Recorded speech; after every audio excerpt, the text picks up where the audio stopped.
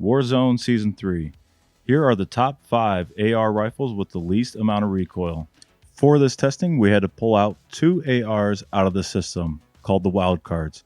One being the FAL, second being the FR556. Now, all weapons receive the exact same attachments or the closest I could possibly get in regards to the Cold War weapons. Monolithic suppressor, the Commando forward grip, 50 round mag, the VLK. First round of testing, all ARs were shot against the wall with no assistance regarding pullback for the recoil. After that, we went ahead and changed the settings, dropped the field of view down to 80, and switched from affected down to independent.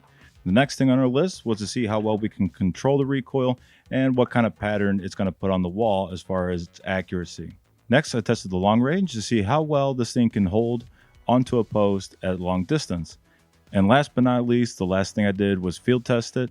So now, let's go ahead and see the results and look at the top 5. Coming in at number 5 is the Krig 6.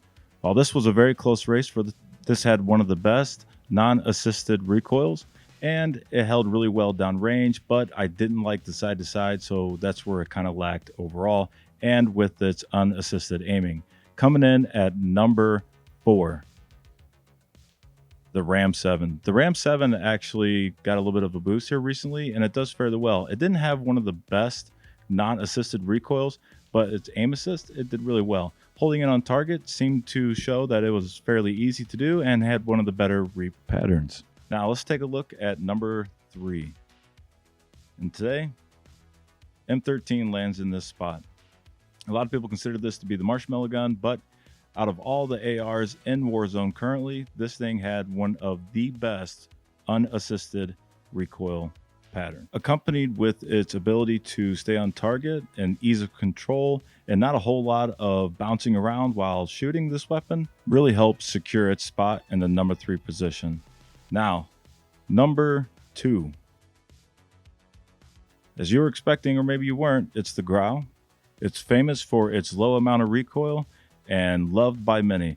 Now, this weapon has one of the most vertical recoil patterns in the game and one of the highest, so it almost failed that test, but really turned itself around in all the other tests, especially its ability to hold on target, low recoil, and its long range stability really shines through to land it in number 2.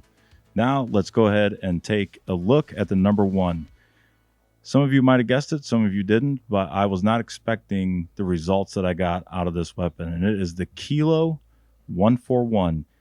Absolutely annihilated all the other weapons in its class, outperformed in every single test that I put it through, and surprisingly had the best unassisted recoil by far. Looking at that previous pattern with the unassisted, during the stability and trying to hold it on a single target, this thing just absolutely shines through, because at a certain point, this weapon actually stops what it's doing, and it has one of the best bullet patterns. Actually, it is the best bullet pattern in the game. So what happens, it takes a little sharp left and then it just stays there. When you add a 100-round mag, once you get to that point, you literally don't have to assist this weapon whatsoever. You can just move it over a little bit and let go, and it'll stay on target.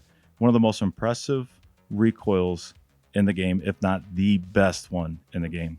As far as going against an opponent, the TTK on this is phenomenal, even at far range, close range, which is why it earned its spot at the number 1 position. Now let's go ahead and take a look at the other weapons that were fighting for the 5th spot.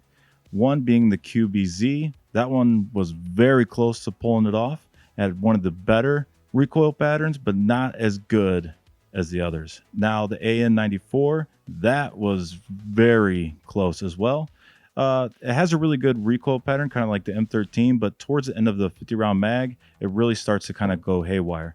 Now bringing in the 2 wild cards, which would be the FAL and the FR556 that we mentioned in the beginning of the video. What happens if we put those into the mix? Where do those land? Well, surprisingly, the FR556 takes the cake out of all the ARs. I know you probably weren't expecting that.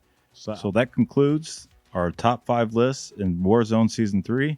I hope you enjoyed the video. Make sure you do the like, comment, subscribe. I'm going to continue to do more if you like this, or if you have any suggestion videos, go ahead and let me know. And on that note, I'm going to go ahead and end the video here. Have a good night, good morning, good day. Until the next one, see ya.